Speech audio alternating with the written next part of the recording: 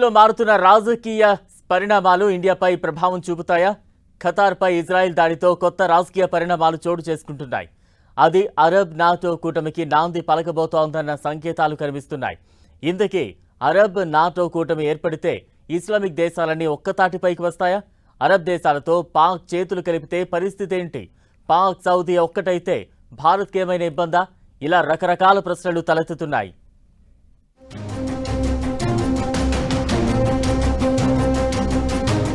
Middle ఈస్ట్లో మారుతున్న రాజకీయ పరిణామాలు. ఖతార్పై ఇజ్రాయెల్ దాడితో కొత్త పరిణామాలు.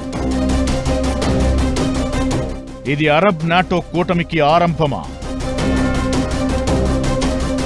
అరబ్ దేశాలతో పాక్ చేతులు కలిపితే పరిస్థితేంటి? పాక్ సౌదీ ఒక్కటైతే భారత్కు ఏమైనా ఇబ్బందా? హమాస్ నాయకులకు ఆశ్రయం కల్పిస్తోందంటూ ఖతార్పై ఇజ్రాయెల్ దాడి చేసింది. ఈ పరిణామం అరబ్ దేశాల్లో కొత్త రాజకీయ సమీకరణాలకు దారితీస్తోంది. తమ దేశాల భద్రత కోసం ఒక్కతాటిపైకి వచ్చే ప్రయత్నాల్లో ఉన్నాయి అరబ్ దేశాలు. దోహాలో 50కి పైగా ముస్లిం దేశాలు సమావేశమయ్యాయి. ఈ సందర్భంగా అరబ్ నాటో ఏర్పాటుకు గట్టిగానే డిమాండ్లు వినిపించాయి. అలాగే పాకిస్తాన్, సౌదీ అరేబియా మధ్య సమగ్ర రక్షణ ఒప్పందం తెరపైకొచ్చింది. మరిన్ని దేశాలు ఇందులో భాగం కానున్నట్టు తెలుస్తోంది. దీంతో ప్రపంచవ్యాప్తంగా అరబ్ నాటో కూటమిపై చర్చలు జోరందుకున్నాయి. సౌదీ అరేబియా అత్యంత ధనిక దేశాల్లో ఒకటి. అమెరికా ఈ దేశానికి పూర్తి సహకారం అందిస్తోంది. పైగా సౌదీ అతిపెద్ద చమురు ఎగుమతిదారు. సౌదీ దగ్గర 280 ఫైటర్ జెట్లు, అమెరికా 4వ తరం F-15S, F-15C, euro fighter typhoon, Germany నుంచి దిగుమతి చేసుకున్న పనావా టోర్నడో జెట్లు ఉన్నాయి. అమెరికా తయారు చేసిన థాడ్, పేట్రియాట్ క్షిపణి రక్షణ వ్యవస్థ, చైనా క్షిపణులు కూడా ఉన్నాయి. బాలిస్టిక్ క్షిపణి ప్రోగ్రాంను సౌదీ ముందుకు తీసుకెళ్తోంది. అయితే పశ్చిమాసియాలో అణ్వాయుధాలు ఉన్న ఒకే ఒక్క దేశం ఇజ్రాయెల్. ఇటు ముస్లిం ప్రాబల్య దేశాల్లో అణ్వాయుధాలున్న ఏకైక దేశం పాకిస్తాన్. ఇజ్రాయెల్ దూకుడుకు కళ్లెం వేసి హెచ్చరించాలంటే అణ్వాయుధ బెదిరింపులు అవసరమని సౌదీ భావిస్తోంది. అందుకే ఈ ఒప్పందంపై సంతకాలు చేసింది. దీనివల్ల పాక్కు ఆర్థిక బలం చేకూరే అవకాశముంది. ముస్లిం దేశాల్లో పాక్ బలపడే ఛాన్స్ ఉంది.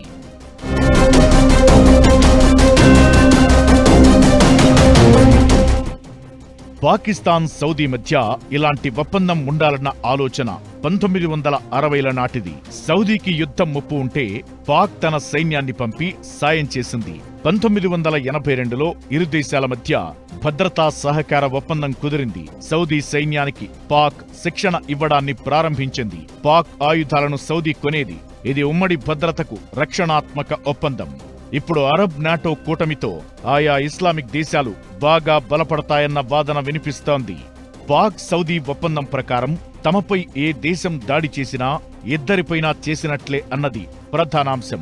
ఇది ఓ రకంగా ముస్లిం దేశాల ఉమ్మడి కార్యాచరణకు బీజం వేసినట్లే. పైగా పెహల్గాం తరహాలో ఉగ్రదాడులకు పాక్ తెగబడితే ఇండియా పొరుగు దేశానికి ఖచ్చితంగా బుద్ధి చెప్పాలని అనుకుంటుంది. అప్పుడు అరబ్ నాటో కూటమి పాక్ ను వెనకేసుకొచ్చే ఛాన్స్ ఉంటుంది.